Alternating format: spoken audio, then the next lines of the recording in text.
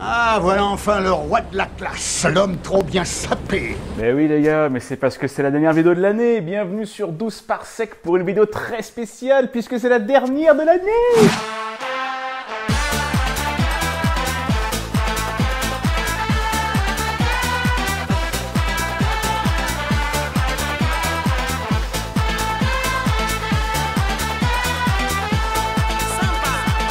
Merci les copains. Messieurs, dames, bonjour. Pour cette dernière vidéo de l'année, j'ai décidé pour la première fois dans l'histoire de la chaîne 12 par sec de faire une vidéo dont le sujet n'a rien à voir de près ou de loin avec l'astronomie en particulier et même la science en général, ni même non plus en choisissant un film de science-fiction. Puisqu'aujourd'hui, nous allons parler du film Les Gremlins. Et oui, je voulais quand même rester dans le thème actuel puisque c'est bientôt Noël, je voulais choisir un film de Noël. Je vous avais déjà dit que en matière de film, j'aimerais bien aussi ne pas me contenter que de la SF et parler aussi d'autres films, d'autres genres. Et ben pourquoi ne pas commencer maintenant avec un film qu'on connaît quasi tous par cœur, l'un des films de Noël les plus célèbres parce que justement il s'attaque à la magie de Noël en prenant le contre-pied total à base de scènes franchement dégueu, de monstres absolument horribles et d'histoires bien sordides. Bref, tout ce qu'on a envie de voir quand on regarde un bon film de Noël en famille. Allez, on y va, et juste avant de lancer le générique, je sais que Marrakech c'est au Maroc, hein, bande de cons. Quand je dis que c'est en Algérie, c'est juste une vanne de plus. Mais vous avez été tellement à pas la comprendre que je me suis dit que pour le coup je l'avais certainement mal écrite. Mais il y en a qui l'ont comprise quand même. Et dernière chose aussi, avant que ça commence, comme c'est la dernière vidéo de l'année,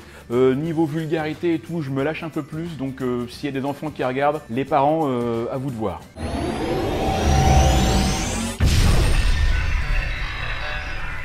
Alors mes amis, pour cette dernière vidéo de l'année, je vais le dire beaucoup de fois, pour le sponsor, on termine en beauté, puisque je ne pouvais faire autrement que de vous parler d'un des sponsors qui m'a accompagné le plus de fois cette année, le plus grand jeu sur smartphone, vous voyez mon sourire là, vous avez deviné, c'est Raid Shadow Legends. Raid Shadow Legends est tout simplement le plus grand jeu de mobile de tous les temps, il y a des millions de personnes qui y jouent, parce que c'est beau, parce que c'est fun, parce que ça pète dans tous les sens, parce qu'il y a toujours de nouveaux trucs qui se passent et qu'il y a des nouveaux champions à collectionner. Il y en a à l'heure actuelle plus de 600, et c'est pas genre, vous savez, ils en ont fait deux bien et le reste c'est à chier, comme ils ont fait avec Terminator. Là, chaque champion a une véritable histoire. Alors vous pouvez utiliser le lien dans la description pour télécharger le jeu sur smartphone, sur PC ou sur Game Boy, ça marche aussi, enfin je crois. Et pour cette fin d'année, mes petits potes, Raid Shadow Legends vous a concocté tout simplement le plus gros boss, le plus grand, le plus ouf jamais créé pour le jeu. NANI? Eh ouais, rien que ça. C'est une hydre et elle est immense. C'est d'ailleurs pas pour rien que l'hydre c'est la constellation la plus grande du ciel. Vous connaissez le principe d'une hydre, il y a plusieurs têtes. Ici vous avez la tête de souffrance, la tête de purulence, de courroux, de tourment, de plaie et de malice. Et pour les battre, il va falloir jouer de l'arc et de l'épée. Par exemple, la tête de souffrance, elle a un pouvoir qui vous fait souffrir aussi. C'est-à-dire que si vous lui causez des dégâts, vous vous en causez aussi. C'est bien pratique pour la battre. La tête de malice, elle vole vos compétences pour les filer à ses potes. Comme ça, vous vous retrouvez à poil et eux sont invincibles. La tête de courroux, elle se vénère tellement en mode Super Saiyan que plus vous l'attaquez et plus elle devient forte. Je vous laisse donc imaginer à quel point ça va être facile de battre ce boss. Là, les développeurs, ils sont certainement dit,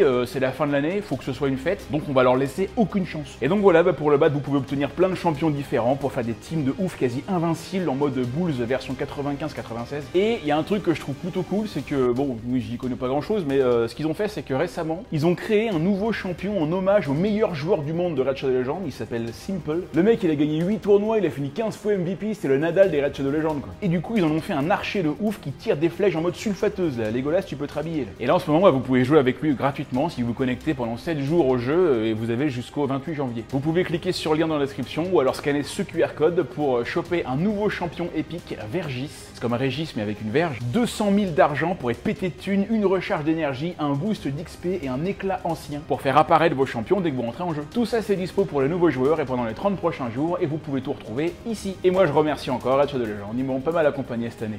Allez, on y va parce qu'on a de la route là. Les Gremlins, c'est un film sorti en 1984, la meilleure année, puisque c'est celle où je suis né, et aussi celle où sont sortis des films cultes comme Terminator, Ghostbusters, Indiana Jones 2, L'Histoire sans fin, Le Flic de Beverly Hills, Dune, L'étoffe des héros et Pinot Simple Flic. Il est réalisé par Joe Dante, pas très connu du grand public, mais que les cinéphiles connaissent bien parce que c'est un peu le spécialiste de la comédie d'horreur. Il a commencé par réaliser Piranha en 78 et Hurlement en 81, qui rencontrent des petits succès, mais qui vont surtout lui permettre de se faire repéré par Steven Spielberg qui va lui proposer de réaliser les Gremlins, dont Chris Columbus vient de finir le scénario. Chris Columbus, c'est celui qui a réalisé Maman j'ai raté l'avion et les 2 premiers Harry Potter. Et ce qui plaît à Steven, c'est le côté un peu décalé et trash de Dante. Il n'hésite pas à casser un peu les codes et à montrer du gore à l'écran tout en étant un peu drôle, quoi. Alors du coup, quand il commence à réaliser le film, il va tout de suite un peu loin, tu vois, et la Warner, qui coproduit le film, dit à Steven et Amblin que bon, faut y aller mollo, hein, je veux dire, le film doit quand même être classé tout public. Mais Steven, il leur dit de rester tranquille, que Joe c'est son poulain et qu'il va assurer. Et en plus, comme lui-même est occupé à réaliser Indiana Jones et le Temple Maudit, bah Dante, lui, sur le tournage, il a les mains libres pour faire à peu près ce qu'il veut, quoi. Alors, on n'a pas beaucoup d'acteurs très connus dans ce film, je crois même qu'on peut dire qu'il n'y en a pas un seul. Le personnage principal, Billy, est joué par Zach Galligan. Moi, perso, je l'ai jamais vu dans autre chose que là-dedans. Pourtant, il a fait d'autres films, hein, mais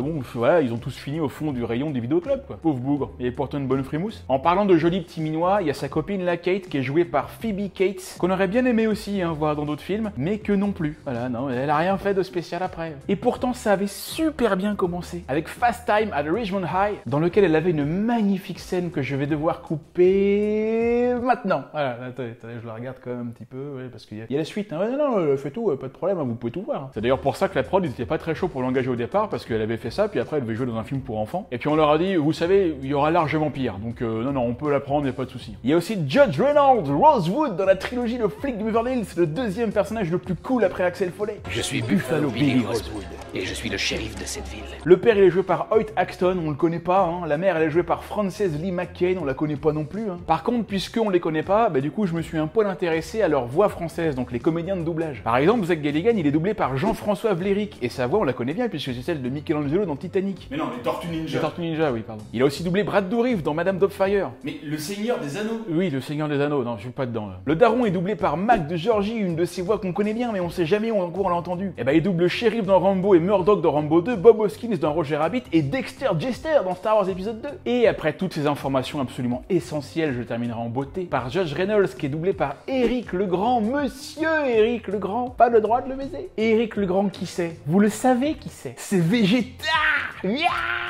Et c'est aussi accessoirement la voix de Brown dans Ninja Kids. Rocky and Emily. Et voilà, je tenais à ce que vous fassiez connaissance. Allez, on lance le film. Hey, vous la connaissez cette musique? Putain, bah rien que ça me fout déjà les goosebumps. Allez, on démarre en un quartier un peu miteux, hein, dans Chinatown. Enfin, un quartier normal de Chinatown en fait. Je m'appelle Pelzer, Rand Pelzer. Je suis un cousin éloigné de Pierre Ménès. On fait donc la connaissance de Randall, hein, ou Rand Pelzer, qui nous dit qu'il va nous raconter une histoire. Alors, c'est 3 putes dans un ascenseur. Mais non, pas celle-là. Ah pardon. Il nous dit qu'il est inventeur et qu'il cherche un magasin pour essayer de placer l'une de ses inventions.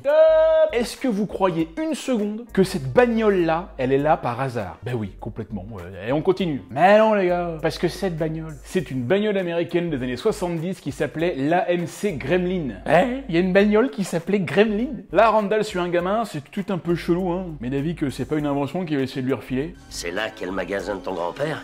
Oui. Ah d'accord, ouais. Bah, voilà l'emplacement du magasin. Il a pas dû acheter à Charles, pas de porte. Oh putain de merde, Chung Sung. Moi je me barre direct. Ah bah j'ai pas envie de me faire aspirer mon âme. Vous trouverez sûrement quelque chose. Ouais bah à part trouver le tétanos sur le chlamydia, j'ai vraiment pas ce qu'il va trouver d'intéressant là-dedans. Et là, Randy leur sort qu'ils ont plein d'objets intéressants, mais qu'il y en a un qu'ils ont pas. La salle de bain de poche. Et alors là, il va leur faire tout son speech du commercial qui essaie de vendre sa merde en montrant tout ce qu'il y a dedans. Brosse à dents, dentifrice, rasoir, god. L'autre en face, il a l'air bien intéressé. C'est sûr, il va l'acheter là. Tu parles, je suis sûr qu'il parle même pas la langue. De toute façon, il parle aucune langue lui. C'est même pas un humain, lui, ça doit être un dragon ou un truc comme ça. Vous avez vu, il a même un œil dégueulasse là, comme la sorcière dans Robin des Bois avec Kevin Costner. C'est peut-être un de ses descendants. Ouais, non, mais à creuser. Hein. Donc il fait sa démo et voilà. Ouais, super, génial. Ouais, non mais après c'est l'accident. Je veux dire, moi c'est vrai que des choses comme ça peut m'arriver quand je regarde un film avec Jennifer Connelly. Surtout Requiem for a Dream. Hein, ouais. Vous voyez de quelle scène je veux parler?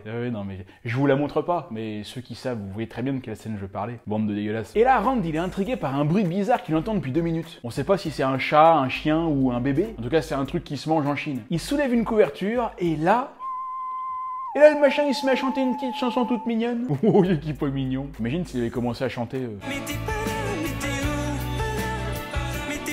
Et donc, Randall veut l'acheter et il pose $200 sur la table. Bah ouais, mais le problème, c'est que... Mogwai n'est pas à vendre. Ah bon? Mais pourquoi? Avec Mogwai arrive beaucoup de responsabilités. Oui, bah la responsabilité, c'est quoi? C'est lui filer à bouffer, le sortir de temps en temps, échanger les tiers tous les 2 mois. Bon, ça va aller, hein, c'est bon, j'ai un fils. Hein. Et justement, le petit-fils, lui, bah le Mogwai, il s'en fout un peu, quoi. Il préfère la thune. Il doit en avoir marre de bouffer du rat, tu vois. Il voudra aller à McDo avec ses potes. Comme ça, il pourra bouffer du rat, mais avec des frites. Donc, il dit à Randall d'attendre là et il lui apporte le Mogwai. Et c'est là qu'il va lui dire qu'un Mogwai, ça vient pas tout seul. Ça vient avec 3 règles. Une règle de 30 cm, une règle de 50 cm et une règle d'1 mètre. Alors là, écoutez bien, car elles font partie des règles les plus connues du cinéma, avec celle de Carrie sous la douche. Ne l'exposez pas à la lumière.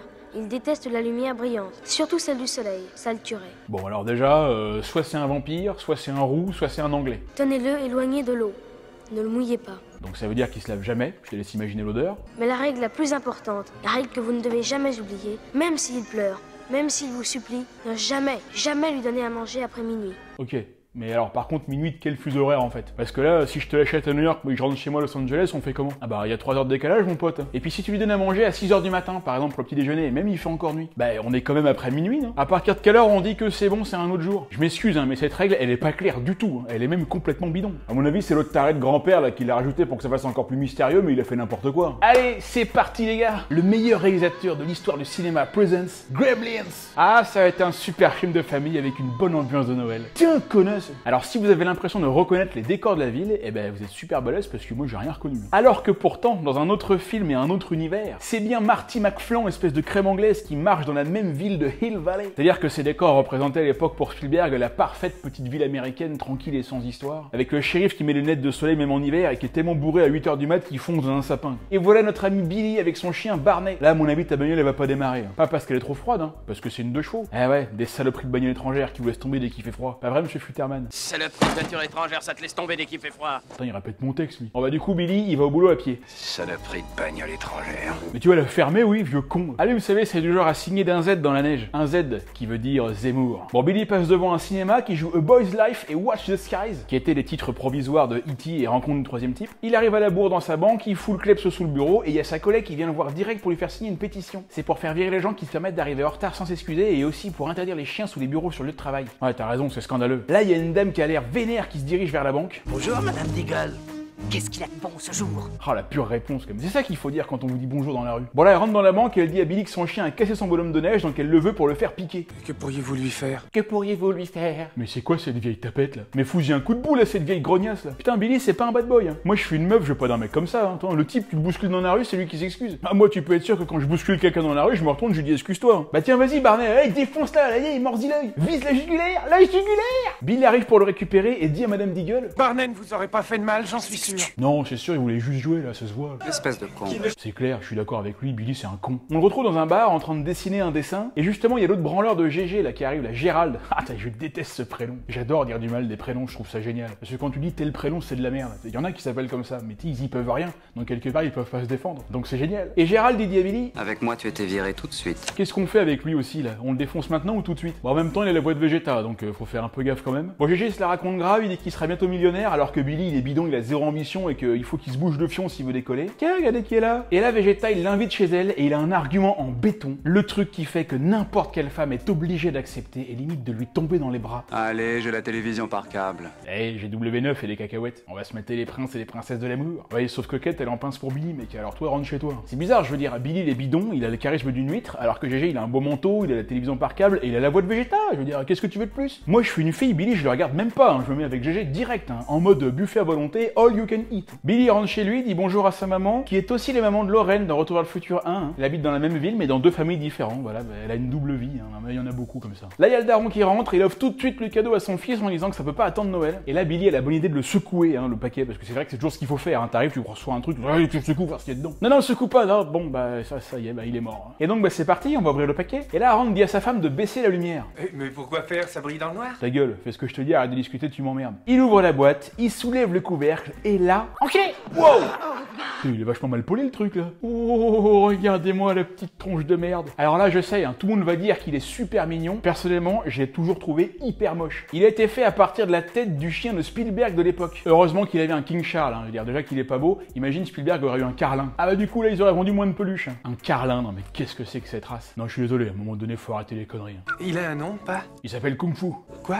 Kung Fu. Enfin, je crois. Hein. Bon, il est chinois, hein, tu sais. Allez, petite photo de famille. Bim! Ah bah oui, mon Randall. C'est vrai que ça aurait été pas mal de les prévenir qu'il y a des règles à respecter quand même. Il faut lire le manuel, hein, c'est comme tout. Hein. Premièrement, il déteste les lumières brillantes, mais ça nous le savons. Bah nous le savons. Mais non, on le sait pas, non. C'est-à-dire qu'on le sait si tu nous le dis. Moi, ce qui m'étonne, c'est que dans cette histoire, il y en a pas un à aucun moment qui va se poser la question de pourquoi il y a ces règles, d'où est-ce qu'elles viennent et qu'est-ce qui se passe si on les respecte pas. Parce que moi, tu me files un truc comme ça en me disant qu'il faut pas le mouiller et pas lui filer de bouffe après minuit. Évidemment que c'est la première chose que je vais faire. Mais parce que je suis désolé, moi je suis curieux, moi je m'intéresse m'intéresse, moi. Moi, je prends pas tout en bloc comme ça, je veux savoir pourquoi. Ou je suis un gros con, oui, il y a peut-être de ça aussi. Bon, là, Barney est dégoûté, là. Gizmo est en train de te piquer ta place, mon gars. Comme Buzz avec Woody. Alors moi, je suis lien, Gizmo, il fait pas 24 heures dans la maison. D'ailleurs, Billy, il l'a pas depuis 10 minutes qu'il fait déjà une connerie en l'éblouissant avec son miroir. C'est marrant parce qu'en fait, on va pas arrêter de dire pendant tout le film que Gizmo, faut jamais l'exposer à la lumière vive parce que sinon ça le tuerait, mais en fait, ça le tue jamais. Il va se faire éblouir 20 fois pendant le film, mais il meurt pas. Donc vous voyez bien que les règles, c'est de l'à peu près. Donc ils vont dans la salle de bain.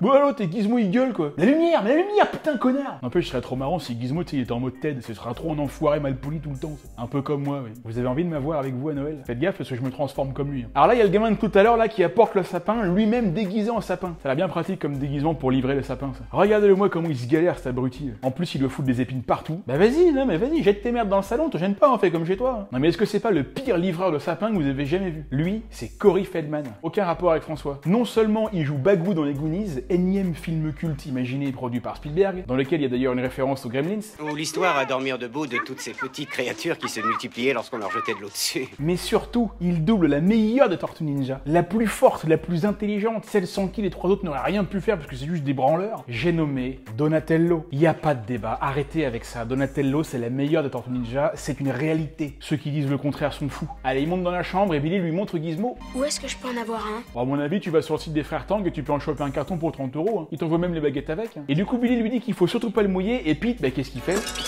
Bah bien sûr, il le fait, bah alors. Et là, évidemment, il se passe un truc hyper chelou. Son dos commence à puer là, il y a des espèces de trucs dégueulasses qui sautent comme ça là. Qu'est-ce que c'est? On dirait qu'il a perdu une couille. J'adore ce plan là parce que les autres ils sont en train de regarder le truc qui grossit, là il y a Gizmo qui agonise sur le côté, mais eux ils en ont rien à foutre. Et voilà, maintenant on sait ce que ça fait quand il rentre en contact avec de l'eau. Il se reproduit. Et ouais mec, t'as rien demandé à personne et maintenant te voilà avec 5 moutards. Moi je serais toi, j'essaierais de m'en débarrasser le plus vite possible. Après ça dépend aussi, peut-être au niveau des allocs ça peut être intéressant, faut se renseigner. Billy décide d'en prendre un pour aller le montrer à son prof de physique. Bel homme. Si, bel homme, la petite moustache à la Lando Calrissian là. Et Billy, bah hein, voilà, non, de toute façon, une fois qu'on a goûté à la connerie, c'est difficile de s'arrêter. Donc bah il leur met une petite goutte, pas plus haut que le bord, et hop, un frère jumeau. C'est sympa ces petits jouets là, on va les garder. C'est d'ailleurs ce que demande le prof et Billy. Le soir, Billy passe devant le bar de Kate qui essaie de virer l'autre poivreau raciste là, et là il va se mettre à parler d'un truc étrange. C'est à cause de ces gremlins de merde que nos avions se faisaient descendre pendant la dernière. Cette phrase de Monsieur Futterman n'est absolument pas anodine parce que si on s'intéresse à la véritable histoire des gremlins, et bah la toute première fois qu'on en a parlé, c'était bel et bien pendant la Seconde Guerre mondiale. C'est ça dont il parle en disant la dernière. Quand une sorte de légende est née dans l'aviation anglaise, qui disait qu'il y avait des petits êtres qui étaient responsables des problèmes techniques que les pilotes rencontraient sur les avions. C'est-à-dire que les mecs avaient lancé une rumeur comme quoi il y avait des espèces de petits diablotins, donc des gremlins en anglais, qui avaient une sorte de don pour la mécanique, mais qui passaient leur temps à foutre la merde et à créer des problèmes. Un peu comme les petits vibrodroïdes qu'on voit au début de l'épisode 3 dans Star Wars, là, quand Obi-Wan il s'en prend quelques-uns sur son chasseur. Les trucs sont là pour saboter le vaisseau en désactivant les commandes, les boucliers et les moteurs. En gros, ces droïdes-là, c'est un peu les gremlins de Star Wars. Hein. Allez, on avance, Billy raccompagne Kate chez elle, il voudrait bien rester un peu avec elle pour fourrer la dinde, mais bon, ça s'annonce mal parce que Kate, en fait, elle est un peu en bad trip, quoi. Elle dit qu'elle aime pas Noël, raconte des trucs super tristes en mode à Noël, il y a plein de suicides. Pendant que certains ouvrent leurs cadeaux, il y en a qui s'ouvrent les veines. Ok. Et sinon, est-ce que tu baises? Bon, il va quand même réussir à choper un rencard, mais il est tellement mal à l'aise, le pauvre, il fait de la peine, quoi. Sérieux, non mais il y a vraiment des mecs qui savent pas s'y prendre à ce point-là. Le mec, il est aussi sûr de lui qu'un rebeu qui doit annoncer qu'il y a du couscous en plat du jour à la cantine du Rassemblement National. Non mais faut qu'il prenne la confiance, là, c'est pas possible. C'est ce qu'il disait, GG, au début du film, faut qu'il soit dur. Bon, à mon avis, là, il l'est un peu, hein, en regardant Kate. Et d'ailleurs, moi aussi. Allez, on retrouve le prof de physique qui va faire une prise de sang au Mogwai qu'il a récupéré. Il s'avance avec sa seringue en mode t'inquiète pas, ça va bien se passer. Tiens, souffre! Je t'avais dit que tout irait bien. Ouais, tu parles, ouais. Faut jamais faire confiance à un prof de physique. Le club des 5, là, ils ont la dalle. Billy, il vérifie qu'il est pas encore minuit, c'est bon, donc à la bouffe. Il se goinfre comme des porcs et Gizmo, lui, il en veut pas. Et au petit matin, bonjour mes mignons, est-ce que vous avez bien dormi? Ah bah là, c'est sûr, ça change, hein, comme dirait Jean-Claude. Ça tape là, d'un coup. Et oui, les Mogwai, bah c'est plus des Mogwai. Alors bien sûr, la ressemblance avec des œufs d'aliens est évidente. C'est pas un facehugger qui va sortir, mais on en est pas très loin. Billy appelle sa mère qui hallucine et bah bien évidemment, en tant que maman, bah y a qu'elle qui suit. Tu leur as donné à manger après minuit? Bah oui, connard. Bah quand on sait pas, on demande à sa mère et puis c'est tout. Hein. Mais qu'est-ce qui se passe ici? Bah il se passe que tu t'es fait rouler par des pluches, espèce d'idiot. Alors évidemment, il s'est passé la même chose avec le Mogwai du prof de sciences, qui explique qu'en fait, il est entré dans un état de chrysalide. C'est-à-dire qu'il est en train de se transformer comme les larves qui se transforment en papillons, sauf que là, ça va être un peu moins joli. Et encore une fois, ce qui est marrant, c'est que ça ne choque personne. Attends, mais moi j'espère que je reste à l'essence, j'y foutrais le feu tout de suite. À la maison, maman, elle prépare les petits sablés. Le téléphone sonne, mais évidemment, Randall, il s'en occupait aussi, donc du coup, bah ça merde. Tu sais, le daron, c'est Bestel en fait. Il a voulu essayer un truc, il a branché le téléphone sur sa CB et ça a fait... Et qu'est-ce qu'il raconte d'ailleurs? Il est à un salon des nouvelles technologies. C'est le CES de 1984. Vous avez vu, il y a Spielberg qui vient de passer là. Et ouais, c'est ça que je kiffe à mort chez toute cette bande là. Les mecs, c'est des réalisateurs de ouf, mais c'est d'abord et avant tout des bons gros geeks qui en plus ont de l'humour. Parce que derrière là, il y a une réplique de la machine à voyager dans le temps du film de 1961 adapté du roman de George Orwell. Non, H.G. Wells. Oh, c'est bon, ça finit pareil. Un petit plan sur les œufs qui commencent à bouger et quand on revient sur le padré, la machine, elle est plus là. Elle est partie Dans les couloirs du temps. Je sais pas vous, mais moi je trouve ça génial. On est de retour à la banque, revoilà l'autre grognasse là, et direct elle reparle à Billy de son chien. Surtout enfermez-le à double tour, parce que si je l'attrape, je lui ferai connaître une mort lente. Moi je suis Billy, je prends un flingue et...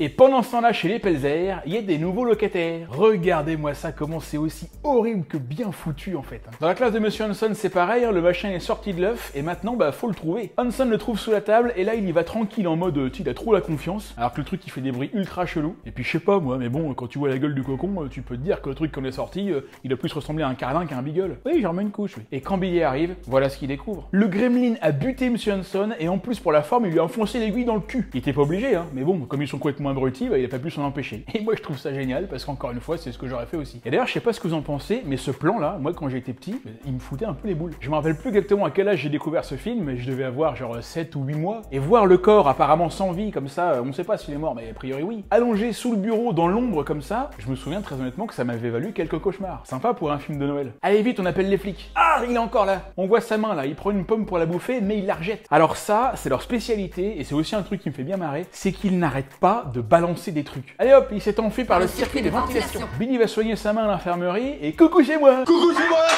Oh merde. Et là, on vient d'apercevoir un gremlin sous sa forme finale. Et qu'est-ce qu'il fait? Bah, il balance des trucs directs sur Billy. Vous allez voir qu'ils font ça à chaque fois, c'est trop fort. Mais on le voit pas longtemps parce qu'il se barre tout de suite par le circuit de ventilation d'un comprimé. Putain, ils font comme des bruits chelous quoi, on dirait une grand-mère qui agonise.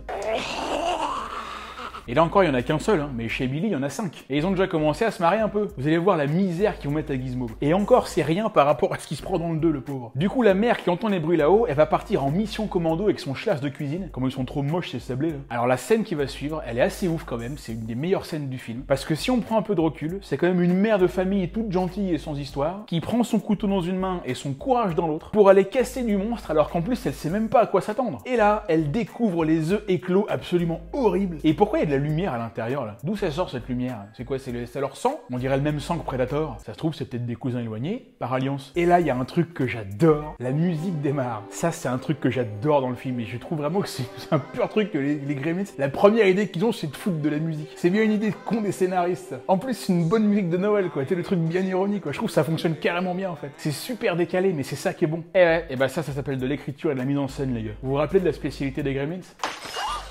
Allez, elle arrive dans la cuisine et là, est-ce que vous êtes prêts? Comme je viens de le dire, cette scène est proprement géniale sur le fond comme sur la forme parce qu'on est à la fois dans la comédie et dans l'horreur et c'est super bien maîtrisé. C'est tout le principe du film et cette scène-là en est peut-être le meilleur exemple. Je vous rappelle quand même qu'on est censé regarder un film de Noël tout public. On découvre donc enfin un gremlin. Ça a une bonne gueule de petit monstre bien dégueu. En plus, il passe son temps à se goinfrer. On dirait un vrai gamin qui vient de naître en fait. Et Madame Pelzer, évidemment, bah, elle hallucine, mais il va falloir qu'elle s'en débarrasse. Et de quelle manière? Vous allez voir qu'elle va prendre les choses en main, la daronne. Bah, attends, ils sont dans sa cuisine, l'autre elle défend son territoire. Hein. Le premier d'entre eux va tout simplement se faire déchiqueter la tête dans un mixeur. Attention, qui veut de la soupe de gremlin? C'est parti, servez-vous. Et elle en profite pour repeindre les murs de la cuisine. Pour le deuxième, alors vu qu'il lui balance aussi plein de trucs comme d'hab, cette fois c'est des assiettes. D'abord, elle prend un bouclier en mode Aragorn qui se défend contre un orc. Bon là, tu vois à mort le bâton qui sert à animer le bras du gremlin. Et ensuite, tel Norman Bates, elle va aller le planter de 3 bons coups de couteau dans le bide. Et de 2. Ça aussi, c'est bien gore. Et encore, on voit rien. Hein. À l'origine, on devait tout voir. On devait même avoir un gros plan avec les boyaux qui sortent du ventre et tout. Ils l'ont tourné ce truc-là. Mais ils l'ont enlevé parce que bon, à un moment donné, il y a peut-être des limites aussi. Et c'est pas fini. Ils arrêtent pas de balancer des trucs tout le temps. Elle asperge un troisième d'un produit anti-puce pour chien. Elle l'enferme dans un micro-ondes. Elle l'allume et... Je voudrais vraiment que vous imaginiez que, à ce moment-là, quand ce film est sorti, il y a des familles qui sont allées le voir. Il y a des enfants qui voyaient ça, mais voilà, mais c'est absolument génial. Non, mais on en rigole évidemment, mais c'est quand même un petit peu fou comme situation. À l'époque, la presse a accusé Spielberg et Dante de donner un très mauvais exemple à la jeunesse en montrant des trucs horribles comme ça. Bah oui, mais bon, apparemment, il y a quand même des classes de CM2, de CE2 et même de CP, hein, j'ai lu, qui étaient allés voir ça. Bah le truc, c'est que c'était une coproduction Amblin, et Amblin, c'était E.T. Il me semble que c'était pas tout à fait le même registre. Et en plus, à l'époque, il y avait pas vraiment de classement, tu vois, de films, tout ça, interdit au moins de, je sais pas quoi, moins de 13 ans, il y avait pas ça. C'est justement arrivé à ce moment-là, à la suite de films comme ça. Ah bah il y a même une maman qui a porté plainte contre le film parce qu'elle était allée voir avec son gamin. Oh, ils sont pas joueurs, hein, franchement. Allez, gear up woman. Elle s'équipe comme il faut, parce que là il y en a encore deux. Ah maintenant ça y est, elle est en mode Rambo, elle a plus peur de rien. Elle va dans le salon, elle voit une chaussette qui bouge près de la cheminée. Dis donc, accrocher une chaussette comme ça à côté de la cheminée, t'as pas peur de foutre le feu à la maison, hein. Elle donne un bon coup de dent, mais c'était juste un jouet en fait. Le Gremlins, lui, il est planqué derrière, dans le sapin. Eh allez, c'est parti, baston avec le sapin de Noël, et cette fois là ça va être plus dur. Ah là, elle a pas l'avantage parce qu'elle le voit pas là. Et lui, il va réussir à la choper et à l'étrangler. Allez, tu vas crever, oui. Sauf que Billy the Kid, il arrive, il prend Excalibur, et là, batteur à la frappe, bam, décapité, la tête dans le feu. Yeah, teamwork les gars. Ils en ont eu 4 sur 5, c'est bien, mais il reste le chef, celui avec la crête d'Iroquois. Et regardez, il se mouche dans les rideaux, cet abruti. Et donc Stripe, c'est comme ça qu'il s'appelle, en raison de sa mèche, réussit à s'enfuir. Et ils partent à sa recherche. Les traces les mènent dans un bâtiment de sport, et évidemment, Stripe a tout de suite trouvé le truc casse-couille à faire, déclencher l'alarme. En fait, faut savoir que les Gremlins, ils en ont rien à foutre de passer inaperçus. Ils feront même toujours le plus de bruit possible, et surtout les trucs les plus relous pour faire chier tout le monde. Billy veut arrêter l'alarme, mais ouais, Stripe lui fait un petit tatouage et va se la jouer Jacques Mayol en sautant dans la piscine. Et là ça devient sérieux là. Alors d'habitude, moi c'est vrai que les bulles comme ça dans une piscine, ça me fait pas peur parce qu'il suffit que je mange un peu de cassoulet et puis j'arrive à faire pareil. Mais là tout de suite, je fais comme dans l'infanterie, je me tire ailleurs. Du coup, il file direct au commissariat de la ville qui se résume à un shérif alcoolo et son assistant qui a l'air bien intelligent aussi. Alors lui, peut-être que certains d'entre vous l'auront reconnu, c'est Jonathan Banks, un acteur qui a joué dans des films cool des années 80 et 90, dont Le Flic de Beverly Hills avec Rosewood et qui a aussi un bon rôle dans Breaking Bad et Better Call Saul. En tout cas là, les flics, je crois qu'on peut dire qu'ils vont être encore une fois bien efficaces. Il va bien falloir qu'ils se motivent parce que là, l'armée arrive. Ce plan des Gremlins qui arrivent tous ensemble, là, moi, ça me fait penser à la rentrée des classes en maternelle. Quand t'ouvres les portes de l'école et que t'as tous les petits Gremlins, là, enfin, je veux dire, les petits enfants, quoi, qui arrivent en même temps, quoi. À ce moment-là, là, les profs, ils ont autant peur des enfants qu'ils ont peur des Gremlins. Et pourtant, je suis sûr que par rapport aux enfants, les Gremlins, ils sont plutôt cool. Alors maintenant, attention, là, c'est le moment où on rigole plus. Dans la séquence qui va suivre, vous allez être témoin de l'une des plus grosses soirées de réveillon qu'on puisse faire au monde. Une ambiance littéralement de dingue, et je pèse mes mots. Projet X, c'est de la pisse de chat. C'est parti. Voici le temps d'être heureux. Tra-la-la-la-la. C'est pas beau le vieillir. Et en même temps, tu vois, je suis pas d'accord. Parce que c'est de la faute à l'autre, là, le vieux con, là. Parce que sa femme, elle est chaude bouillante, là. Tu sens qu'elle veut y aller, là. Elle peut partir à tout moment, là. Mais lui, il fait rien, voilà. Il tue l'ambiance, là. Bon, là, il y a la télé qui marche plus. Sacré bon Dieu de poste étranger. Ah ouais, c'est pas que les bagnoles, en fait. C'est les télés aussi. Bah, dis, si t'es pas content, achète que américain, il fait pas chier, hein. Va bouffer à McDo et KFC pour la santé de tes jours, et tu verras si c'est pas cool de temps en temps d'avoir des produits étrangers. Ah ouais, non, mais je dis ça, je dis rien. Attendez une seconde, là. Elle vous dit rien, la voix française de Murray, là? Je vous la remets une seconde pour voir. Je t'avais dit qu'il fallait en prendre un fabriqué chez nous. Non, toujours rien? Ça ressemblerait pas à un truc du genre... C'est Yoda, non? Bah ouais les gars, absolument, c'est lui, c'est le même. Cet enfant n'a aucune patience. Donc Murray il sort pour aller vérifier l'antenne, il voit rien d'anormal, mais d'un seul coup, les Gremlins débarquent sur son chasse-neige. C'est d'ailleurs la première fois du film qu'on entend le thème musical des Gremlins, hein, qui est bien marrant. Et donc les Gremlins défoncent la maison et vont aller écraser Murray et Sheila. Et là, bah c'est parti pour les conneries à gogo. Chaque Gremlin va essayer de trouver la connerie la plus idiote à faire pour emmerder le monde. Il y en a un qui s'est mis dans une boîte aux lettres et qui a rien trouvé de mieux à faire que de rejeter les lettres des gens. On en voit un autre qui joue avec les feux de circulation. C'est marrant, vous avez vu, ils ont mis le plan à l'envers. Bah la fumée elle va vers le bas. Regardez, c'est trop bizarre, pourquoi ils ont fait ça? Ça me rappelle ce fameux plan dans le film Anaconda, le prédateur, qu'ils avaient mis à l'envers. Mythique, légendaire. Ils avaient certainement oublié de faire un plan du bateau qui repart, donc ils se sont dit que c'était pas grave, ils avaient juste à prendre un plan du bateau qui arrive et de le mettre à l'envers. Extrait. Ah non, mais monteur, c'est un métier. Hein. Et là, il y a Stripe qui arrive devant la maison de Madame Deagle. C'est marrant, on dirait vraiment qu'il dit dégueule. Et ça, en l'occurrence, c'est la VO. Ils ont pas redoublé ça en VF. C'est sympa quand il y a un truc dans une langue qui veut dire quelque chose qui n'a rien à voir dans une autre langue. Alors au départ, les Gremlins sont plutôt cool parce qu'ils se réunissent devant chez Madame Deagle pour lui faire une petite chorale de Noël. Ah moi je trouve ça vachement sympa de leur part. Sauf que Madame Deagle elle n'entend pas de cette oreille, elle ferme la porte et elle monte sur son siège escalator là. Sauf que justement il y a un Gremlins qui a fait du Gremlins, c'est-à-dire elle est allée trafiquer les câbles. En fait les mecs c'est des techniciens électroménagers quoi, ils s'y connaissent vachement en branchement. Si ça se trouve ils font du meilleur boulot que les techniciens de Darty et de la Fnac. Hein. Bon t'es prête Ruby, t'as mis ta ceinture? Allez c'est parti, ça tourne de plus en plus haut et de plus en plus vite et yahoo! Ah j'aurais bien vu un petit cri Willem pour le coup là. En tout cas, faudrait mesurer, mais je crois qu'elle a battu le record du lancer de vieux sur monte-escalier. Et là, on arrive à ma scène préférée, comme d'habitude, la scène du bar. Cette scène est absolument n'importe quoi. Il y a Kate qui est dans le bar, alors déjà on se demande ce qu'elle fout là toute seule et pourquoi elle est pas partie, mais surtout on voit en fait que les Gremlins, c'est juste une bande de potes en fait. Ils kiffent la life, c'est tout, ils kiffent faire la fête, rien de plus. Et c'est ce que j'aime, c'est que quelque part, j'ai un peu l'impression qu'on se reconnaîtrait presque en eux. En plus moi il y en a un qui me ressemble vraiment, je veux dire qui fait exactement la même chose que moi quand il voit une fille dans la rue.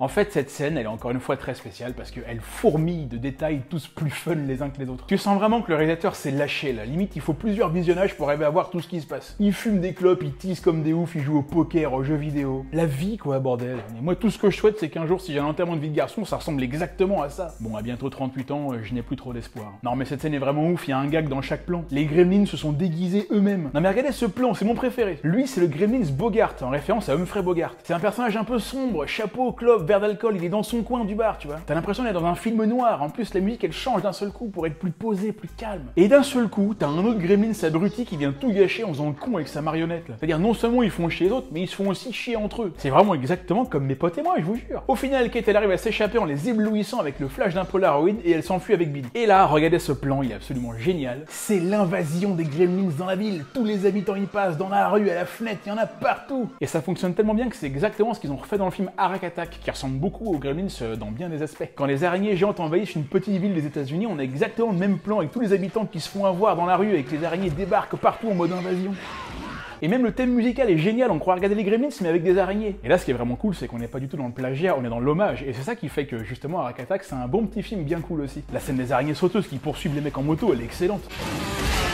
En plus, il y a Scarlett Johansson, elle avait 18 ans. Il y a aussi David Arquette et Carrie Wurrer qui jouent dans Anaconda. Et voilà, la boucle est bouclée. Billy et Kate s'enferment dans un bâtiment et c'est là qu'elle va lui raconter l'histoire de pourquoi elle déteste Noël. Cette histoire est dingue, tellement elle est triste. Tu te demandes comment dans un film de Noël on peut raconter un truc aussi badant que ça. De toute façon, là je crois qu'on a compris depuis un moment que c'est pas un film de Noël comme les autres. En fait, elle va expliquer que quand elle avait 9 ans, pour le soir de Noël, son père a voulu lui faire une surprise à elle et sa mère en se déguisant en Père Noël et en passant par la cheminée. Sauf qu'en fait, ça s'est pas exactement passé comme prévu. Il a glissé et s'est brisé la nuque. Il est mort sur le coup. Bah non, pas sur le coup, sur la nuque. Son père est donc mort le soir de Noël, bloqué dans la cheminée. Non mais est-ce que vous voyez à quel point le réalisateur veut foquer tout ce qui est possible de foquer à propos de Noël? C'était tellement triste que Spielberg voulait même pas la mettre cette histoire au début, tellement ça foutait le bourdon. Mais Violante, il a pas lâché l'affaire, il a dit non, on va la laisser. Et du coup, il a réussi. C'est un film de Noël qui déglingue Noël. Allez, ils sortent par l'arrière, petit plan de la ville en mode post-apocalyptique, et là, comme il va bientôt faire jour, tous les Gremlins se sont enfermés dans un endroit sombre. Et qu'est-ce que vous connaissez comme endroit sombre? Un trou noir. À part un trou noir, un cinéma. Les voilà donc tous au cinéma. Et là, ils vont regarder Blanche-Fesse et les 7 mains. Et évidemment, ce film n'est pas anodin parce que ça fait référence au fait qu'au départ, Disney voulait aussi faire une adaptation des Gremlins, mais ça s'est jamais fait, donc là, le réel, il leur rend un petit hommage. Billy et Kate vont sous le cinéma pour ouvrir le gaz, ils s'échappent, mais ils se font poursuivre par les Gremlins. Je kiffe trop ce plan, là, je sais pas pourquoi. À l'intérieur, le feu provoque l'explosion et bam, tous les Gremlins crament dans le cinéma. C'est bon, c'est gagné. Sauf que non. Bah non, évidemment que non, parce qu'il y a Stripe qui est encore là. Il était parti chercher des mouecs. Bon bah rebelote, faut y aller, parce que là, il est tout seul, mais il suffit qu'il aille se prendre une petite douche et ils seront tout de suite 40 000. Hein.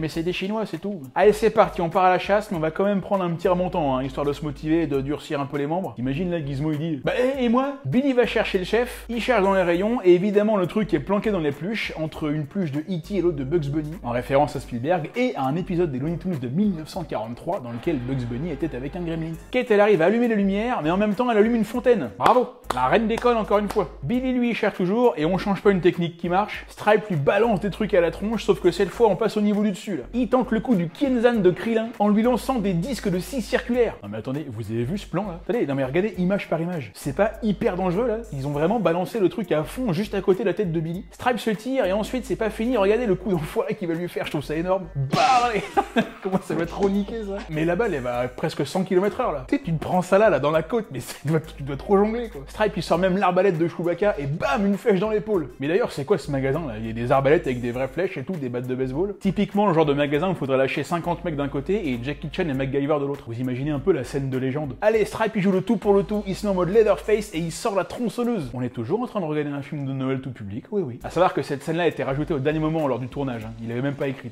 Tellement que le réalisateur trouvait que c'était pas encore assez trash. Kate allume les lumières, ça éblouit Stripe qui tombe et se fait entraîner par la tronçonneuse qui tourne à gauche dans l'allée, vous avez vu? Elle doit certainement avoir un GPS, et il arrive près de la fontaine. Dis donc, il n'y en aurait pas un qu'on aurait oublié depuis tout à l'heure? Il est où Gizmo pendant tout ce temps? Bah lui, il est en mode Baby Driver dans les allées du magasin, il fout le bordel partout où il passe, évidemment. Bah c'est pas un Gremlins, mais ça reste un Mogwai. Ah non, mais ils sont mignons, hein, mais ils pètent tout quand même. Hein. Ça doit être des cousins des chats. Hein. Faudrait former le CCM, le comité contre les Mogwai. Moi, ce plan me fait penser à Toy Story 2 quand ils sont en voiture dans les rayons et qu'ils font tomber plein de boules. Bon, là, Stripe, il a carrément trouvé un flingue. Mais qu'est-ce que c'est que ce magasin? Ils ont des flingues maintenant chez Walmart? Allez, Verstappen arrive, Karl Lagerfeld va se rafraîchir un coup, il met le doigt dedans, Gizmo arrive comme Keanu Reeves au début de Speed. Et là, il y a de la référence, faut suivre. Il tire le store et bim! C'est l'histoire de la vie. Enfin non, là c'est plutôt l'histoire de la mort. Stripe se fait éclairer par la lumière, il agonise et se décompose, c'est horrible. Et voilà, le dernier Gremlin est mort de la façon la plus horrible qui soit. Encore une fois, la marionnette est tellement bien foutue avec la fumée, les bruitages, là c'est horriblement génial. Et voilà, tout ce petit monde rentre donc à la maison, ça parle des émeutes à la télé, ils disent qu'ils ont interrogé monsieur Murray Futterman. Le vieux là, Murray, il est pas mort, hein, bah, de toute façon il est dans le 2. Hein. Et là, bim, il y a Chunk Dumbledore qui débarque à la maison. Chunk Dumbledore, c'est un prénom composé courant en Chine. Personne l'a entendu rentrer là. Ah bah c'est un ninja le gars, hein. Il a quand même joué le maître Po dans la série Kung Fu. Alors, en même temps, il allait pas jouer le rôle de Jean-Pierre dans Les Visiteurs, quoi. Il a moins la gueule de l'emploi. Bon après c'est un ninja mais qui a pas fermé la porte. Hein. Et le chauffage, bordel, toi qui payes? Je vous avais prévenu. Avec le Mogwai arrive beaucoup de responsabilités. Eh ouais, bah, un grand pouvoir, tout ça, bah, on sait. Ouais. Dis donc la voix française, là, ce serait pas Georges Aminel qui a fait Dark Vador et Falcor? Si, c'est lui. Ouais, c'est lui, ouais. Et attention, préparez-vous pour le message du film. Faites avec Mogwai ce que votre société a fait avec tous les dons que la nature lui a offert. Eh ouais. Vous n'êtes pas prêts. Eh non, on leur dit de pas faire des trucs et ils le font quand même. Alors venez pas pleurer parce que c'est le bordel, hein. Tout est votre faute. Allez, le vieux repart avec Gizmo, mais avant de partir, Gizmo veut dire une dernière chose à Billy. J'espère que tu vas t'envoyer Kate. Et voilà, c'est fini. On va peut-être pouvoir passer à table, hein, parce que la dinde va refroidir. Et le film se termine sur ce magnifique plan de la petite ville dans la nuit, avec les lumières dans les maisons et la pleine lune. Je trouve ce plan absolument sublime, on dirait la couverture d'un livre de contes pour enfants. Et c'est bien les faire chercher, car après tout, Les Gremlins, c'est bel et bien un magnifique film de Noël pour les enfants et pour toute la famille. Et voilà mes amis, c'est tout pour ce film, c'est tout pour moi. C'était donc la dernière vidéo de 2021. J'espère qu'elle vous a plu. Allez, je vous tiens une minute encore avant de vous quitter pour cette année. Je tiens vraiment à vous dire que j'ai passé une année YouTube absolument merveilleuse. La chaîne a encore grandi, j'ai pu sortir 22 vidéos cette année, donc ça fait à peu près 2 vidéos par mois. C'est moins que certaines autres chaînes, mais je vous laisse imaginer le temps que ça prend entre